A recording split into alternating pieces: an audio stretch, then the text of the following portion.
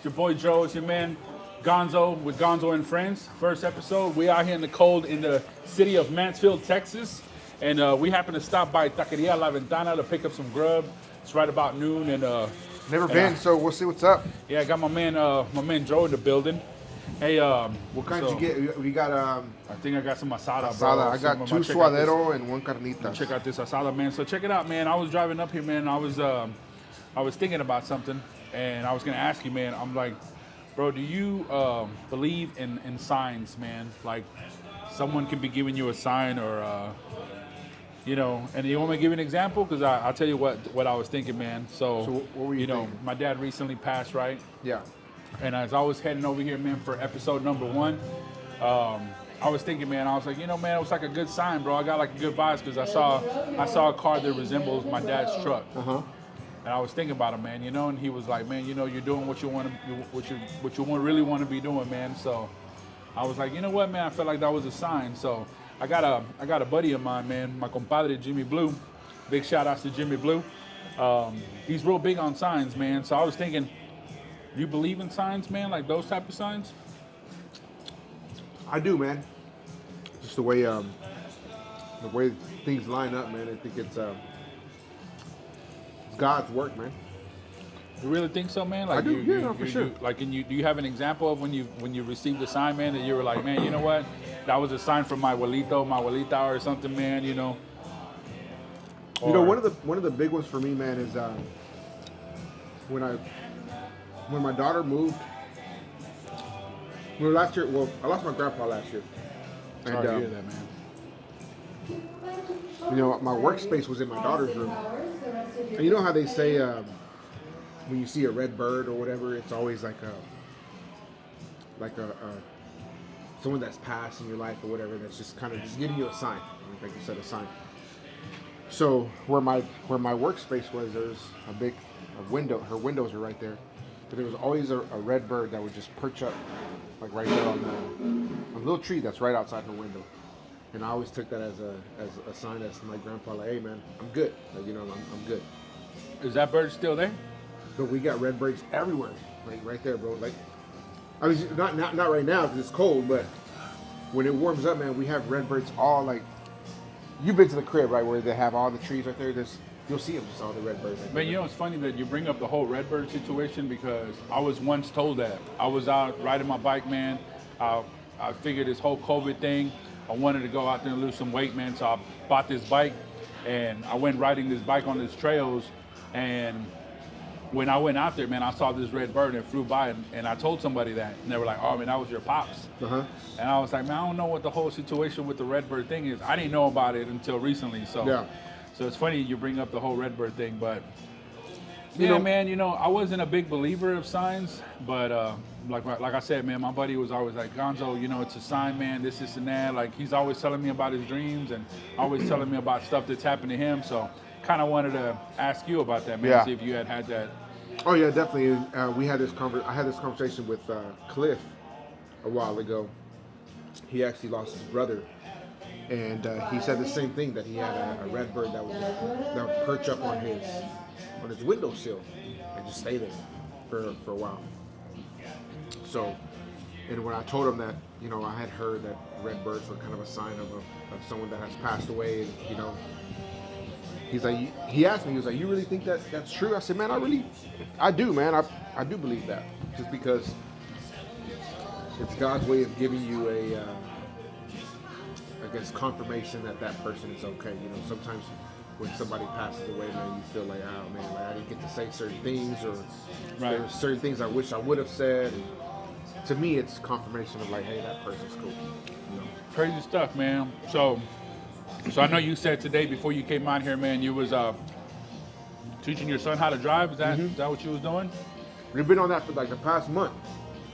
And how old is he? 16. He just got his permit. You gotta be 16 to have a permit in Texas. So, how long y'all been driving? He did driver's ed first, and now he's on his drive time. So he started driver's ed right before Christmas. He did like the class part. Now he's on like the actual driving part. So That's cool, man. even though today he gave us a fucking scare. Why? What happened, man? So man, this. So You go. This stays between us. nah, man. And the whole group out there. With Nicholas, bro, man, he's always been our cautious one, bro. Like since he was little, bro. Before he goes to sleep, he goes and checks all the doors, make sure everything's locked, blah blah. So we didn't have any holdback when it came to driving. We're like, he's gonna be fine. Now with my other son, Christopher, that was a little different, right? Well, anyways, today I think he got a little flustered, and you've been to the house, when you exit to turn onto to my street, like the little windy street. Well, he saw a car stop, and he thought that he thought the cars coming had a stop sign, but he was just a car that was pulled over. He's about to take off, man. There was cars coming. We were about to get hit. Oh. I told him, brake, stop. And I grabbed the wheel and I had to turn it, like jerk it. So he freaked out a little bit, man. It's been a little bit of a challenge because he doesn't take, you have to be patient with him. He's not the type where you're like, hey, stop. Like, we yell at him. Right. He doesn't react to that very well. So we have to be patient with him. I know, man. I took my son driving. He's on. I think I'm a little late on the whole getting him started for his permit and stuff. But I even looked online, and I think you can do your own training online. You just got to go to the website, look that up. But I figured, I was like, man, I'll get those hours in, But then I was told that it's better if you take them to the driving school because it helps them prepare better for the written exam and stuff. So I don't know about that, man. What's y'all's takes? Y'all make sure y'all leave it in the comments, man. Let us know. Let us know what y'all think. Is it better to take them to driving school, or is it better to kind of do Get it hands yourself? on? So all my kids have done the driving school. Lauren, Weddle. We skipped Christopher just because we were just a little bit more, like I said, we were a little, our concern was he just gets thrown off task a little bit. So, even just with little things at the crib, we'd be like, hey man, you gotta do this, and he'd space out. So I'm like, I can't put you behind the wheel. Definitely can't put you behind the wheel if you're gonna space out like that. Right. So it's funny you say that, bro, because yesterday my dad came over. He's like, what y'all do today? It was like mid-morning, late morning. I was like, we took Nicholas driving yesterday again, because we took him yesterday morning. Also, he goes, oh, okay. He goes, how'd he do? I was like, he did good. And he said, how come you never took Christopher driving, right? See, they don't understand, like, they only see, to them, in Christopher's eyes, Lorraine kind of explained it very well. She goes, in Christopher's eyes, they see Christopher as like the calm one, the real chill one and all that. But they don't see that he gets thrown off, like he spaces out. They see Nicholas more as like the travieso one. So they think that Nicholas behind the wheel isn't gonna be good, but they don't know that Nicholas has always been the one that's been real careful, real real, how can I put it, al vivo to the type shit, right? And he goes, I wonder if Christopher's gonna get pissed off at you when he gets older because you didn't take the time to take him driving like you did with Nicholas. And I was like, it's not the same. Like, it wasn't the same. Like, with Christopher, we had to constantly be on his ass. Your grades, clean your room, do this, do that. Like, we had to be on his ass. So, that's the outside looking in. He didn't live within these four walls with us, so he doesn't know how my son really is, so.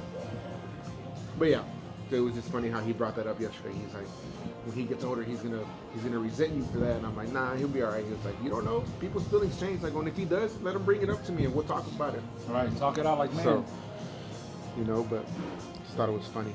No, that's good, man. I mean, from me knowing you, man, for X amount of years, man, I know you're a good father, man, and there's never ill intent of how you go about something, man, or you never really mean to intentionally leave somebody out or anything like that, man. So, good job on that, man. Keep doing what you're doing. All right, man. So we're at what divisional rounds in the NFL, right? Who you got? You got the Bengals going against the Chiefs. The Chiefs. And then you got the Philadelphia Eagles going against, help me out here. The 49ers. The 49ers, what? Man. They beat us. Yeah, I know, man, but I'm not too proud to say that right now, man. Yeah. I'm still recovering from a heartbreak. It's tough, man. we've been what 27, 28 seasons. I mean, I'm not the football analyst expert here, but Neither am I, but it's been a couple years now, and it's like we sing the same song, man.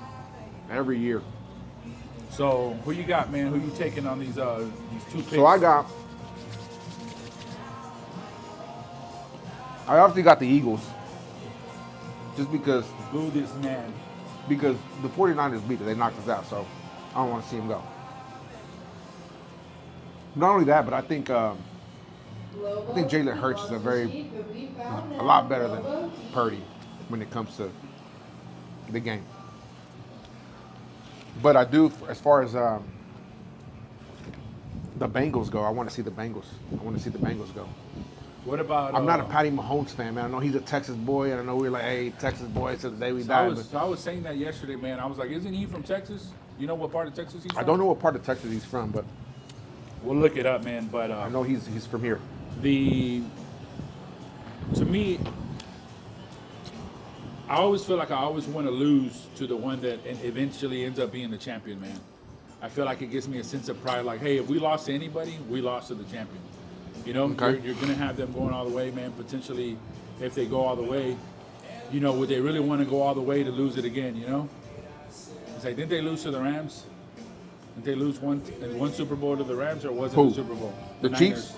The 49ers. The Niners. The Niners lost to the Rams. So last year, wasn't it last year? So I'm saying, so if they make it again, you know, they're going to have that chip on their shoulders to try to win again, man. Yeah.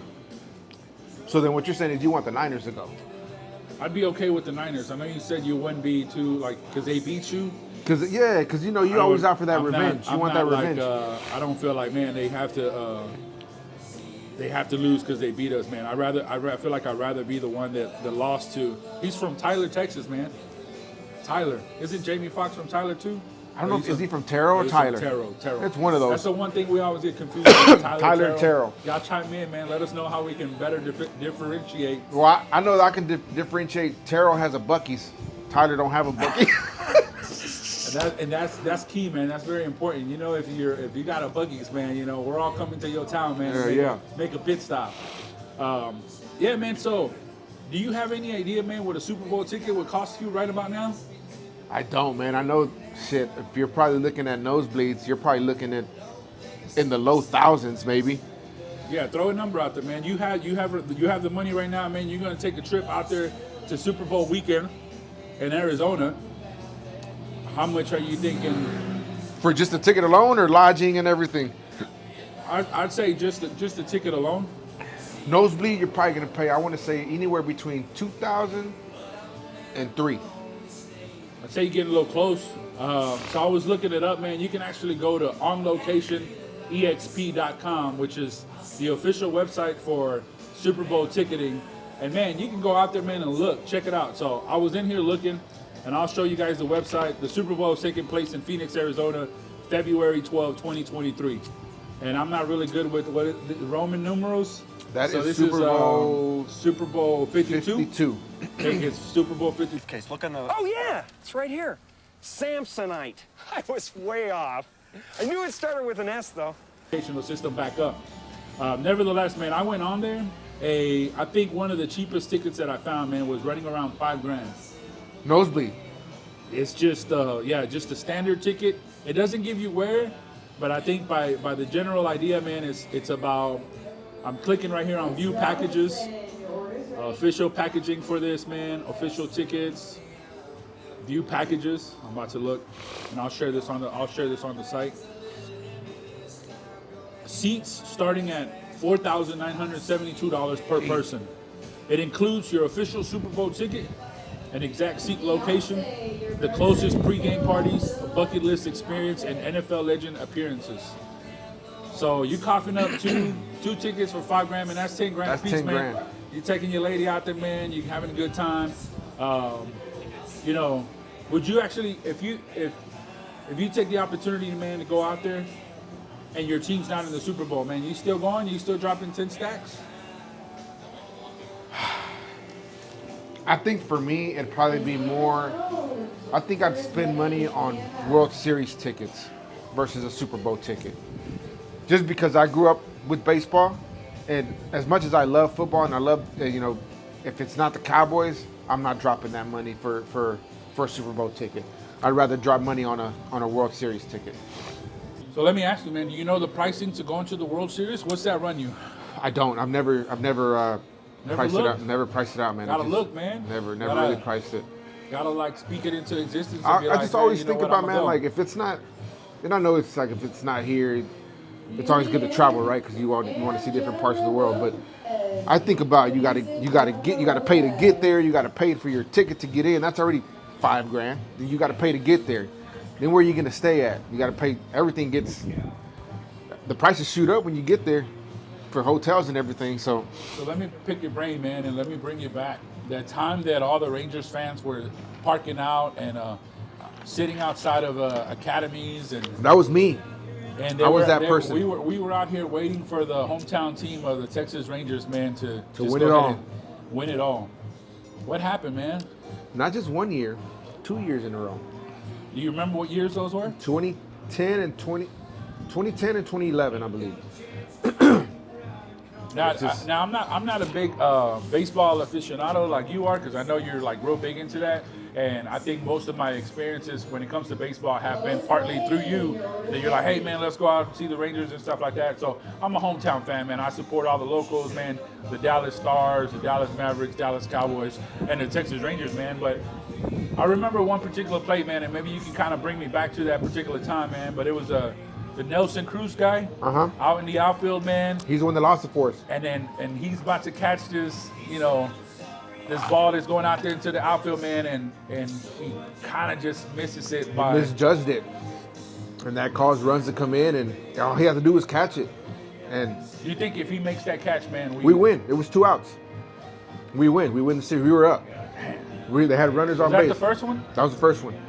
Right. I can't remember the second one, but that's the one that was a heartbreaker. That was the first one. Was the one that really hurt. That was a heartbreaker. Yeah. What about when the Rangers hit that guy from the Blue Jays, man? You know this. Oh yeah. When they hit Bautista, that was during playoff season. That knocked us out of the play. That knocked us out to go to the World Series, because that changed the whole momentum of the game. Or are you talking about the fight? Which one are you talking about? The one, like, it's an infamous. Oh yeah. Okay. So the guy gets knocked out of his Oakleys and stuff. So I was at that game. And the atmosphere is crazy, bro, right? Because it's Canada versus the U.S. So they hit Bautista, and then the fight breaks out in the middle of the field. I think I was at that game with either my daughter and my son. I can't remember. We were there, sitting in the outfield. And then USA chants start. After that, I said, USA. Like, you'll see it on YouTube, man. It was crazy, man. It was a badass game. It was a badass game to be at. What besides that, man? Since you mentioned that you've been at that game, man, what has been one of like your most talked about, most memorable baseball experiences, man, when it comes to being at a game? Being at a game, man, or just, like if you were watching that game when... We were at the game where Adrian Beltre got his 3,000 hit. That was a badass game. Just to be there, like, just the atmosphere. Like, it's just like we always say, man, it's just... Even like when you go to a Cowboy game and we're like, man, it's party pass. I don't want to be party. It's just being there, being there for those people that haven't been there, being there for a fucking Cowboy game. Come on now, like, to me, it's like you got to experience it one way or the other, whether you're sitting in a seat or whether you're just in there, just getting that rush of just seeing the big fucking jumbotron, man, and just. I mean, how was that, man? Did you know that he was gonna hit? Like, yeah, they had a countdown for you. Yes. How easy was it to get those tickets, man? That was around the time, I think, when I had a half season of season tickets. So, yeah. You think it's a good idea, man, to invest in season tickets for any? Man, I would say. Is there perks to that, man? It's not really perks, man, but just for baseball, it's a lot, man. You got to have time, because there's baseball. They play 186 games or something like that, man. So if you do a half season, you're going to at least 50-something games, 60-something games. Is that doable, man? Is that something that the average United States family does, man? Like, if you buy a big plan like that? Doable as an affordable, or doable as just being going able that to go? many games, man? Or do you think you're actually buying with the intent of reselling some tickets, man? I bought with the intent to go, but there's times where, you're going to, there's day games. We work, so there's day games, and there's games on Wednesdays, Tuesday nights where you got to get, right after work, you shoot to the stadium trying to get there by 7 o'clock. So The intent for me, at least, is to go, but that would never happen. There's times I'm giving away tickets, bro. Hey, I got 4 seats in the outfield. Who wants them? Boom.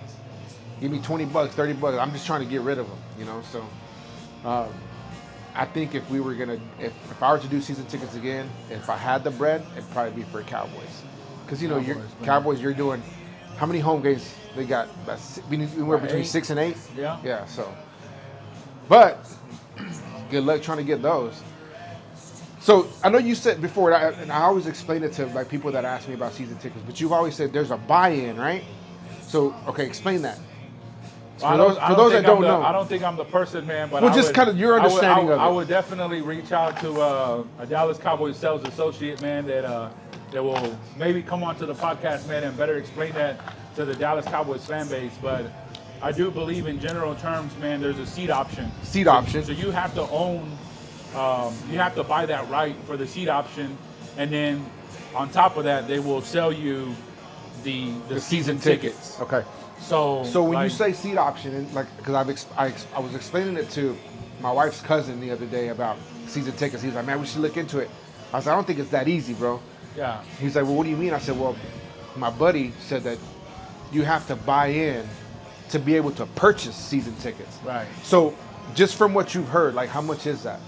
Man, I've seen a seat option go for, I think the lowest as maybe $3,000 per seat. So you pay that price, and then whatever your tickets are going to be for the 8 games or however many games. So I've seen it as low as 3, but I think the problem with that is that no one's giving up their seat option. Right. And what they're doing is, like, if I have a really good seat option, they're reselling that would average about $10,000. I'm turning around and selling that to somebody else for 20 or something. Like, I feel like at the end of the game, man, it's all a money game. There are resale portals, official resale portals that you can visit, and you can see on there that, like, oh, okay, well, this guy's reselling his. How much can I buy it for? I think I've literally priced out some seat options anywhere between like $4,000 to $7,000, and I mean, if you can find something cheaper, great. And if not, then you get what you get. So let me ask you, because I'm still trying to understand. I get that point of it, but okay, so I have a seat option, and I'm ready to give it up. Or is it just giving it up for that year, or am I giving it up for good? Well, you buy the seat option on a yearly basis. Yeah. So okay. Whatever. If let's just make simple numbers, man. Your seat option for one seat is $10,000. At that point, your representative with the Dallas Cowboys will say, "Hey, you guys want how many games do you want for the season? You want the whole season? You're buying out the season at whatever the cost is for that seat, not on top of your seat option. So your seat option is $10,000, and then for every game that seat, it runs you about $550. So you buy $550 times however many. Okay. However many. So I'm already in $10,000 regardless. Yeah. Plus I have to buy the seat, right? Which is, like you said, let's say $550 times 8 games. Yeah. Damn. Now, the benefit to that, man, there's going to be benefits because you get priority on playoff tickets. So whenever, the Dallas Cowboys are going to the playoffs next year, they give you first dibs on the tickets, man. Do you want to get them? If not, Same seat or anywhere in the stadium? Same seat, but they give you the options to upgrade. Okay, because I know to upgrade. With baseball, when you have season tickets, let's say they tell you have first dibs on playoff tickets, but it's not the seat that you have. It can be anywhere in the stadium. Yeah. They'll place it for because obviously they have, when it comes to playoffs, the portal opens and they start selling tickets left and right. So you're not guaranteed your season ticket seat. You know what I mean? Right. So that's how it is with baseball. So I guess because you're paying all that money, I guess that's part of the seat option. Not only that, man. Like as sometimes when teams are starting to do good, it gets a little bit more difficult to get tickets. So if you were already a season ticket member before, they're going to give you first dibs. So it's a lot of priorities. I will tell you this. I am a season ticket holder for the Dallas Mavericks. Uh-huh. They, at times, do experiences. So, for example, not too long ago, man, I got to take my son to a Mavericks game, and they had emailed me as part of being a season ticket holder. They send you an email, and they're saying, hey, we're going to do a fan experience. Fan day or whatever, yeah. You get to come out prior to the game, and you get to watch them practice. You get to, after the game, you get to do a free throw on the court, things like that, man. So there's a nice little perks, man. It's the same thing for the Rangers, because they have like their run the bases day. You get to go out there or watch a movie on the field day. They shut down the stadium and they put the movie on the jumbotron and you can watch a movie. on blankets, kind of picnicking on the field and shit. One of their biggest things though is they don't like for you to step on the dirt. I don't know why. Anywhere in the grass area you can step, but they're real big on their dirt. So Is that in the new stadium? I don't know about the new one. I know at the old one that was real huge. So whenever the kids would be out there running the bases, they'd have it taped off just a certain area, and they kind of move the bases up.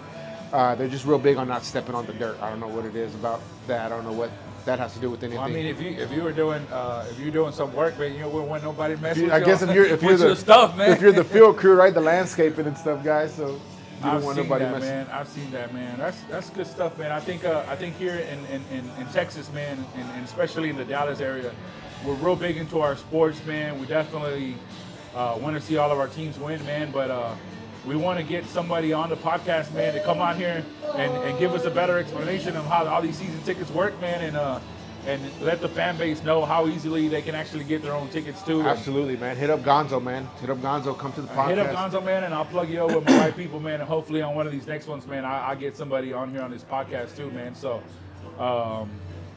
what else, man? What else you got? Man, there's a lot of real shit going on in this world, man. I don't know if you've... you want to touch on those subjects, man?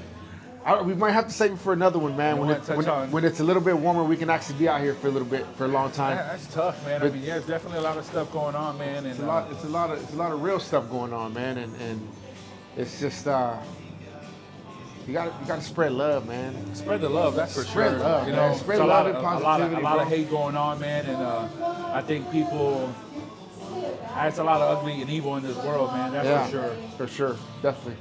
What's it's cold out here, man. We're doing the first podcast, man, out here in the cold. We're braving it. We're brave. We're trying to be like these Bills fans out here at these games. Man, Bills fan. You know what? I'm glad you mentioned that, man. Bills Nation, man.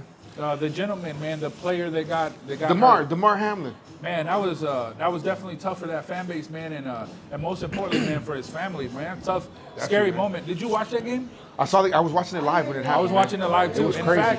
In fact, I was trying to watch something because the game wasn't on yet, and then I told my fiance that, man. I said, hey, let's watch the game, and she just wasn't having it right there at that particular moment. She wanted to watch something else, but we put it on the game, and then moments after, he took that hit, and once we realized that it was an extended pause from any other typical on-field injury, you realize, man, that there was something really serious going on. Then you started hearing some of the announcers commentate about how they were performing CPR, and it was serious. It's like the whole world stopped, man. It was crazy because I did feel like the whole world stopped, because now you're not just watching football anymore. You're like, man, I hope this dude makes it, right? Oh, absolutely, man. And to see an injury like that I don't think we'll ever see in a long time again, because this is hope we don't see. We don't, yeah. And a lot of the doctors when it first happened, I went on YouTube immediately because YouTube posts, Twitter and YouTube, right?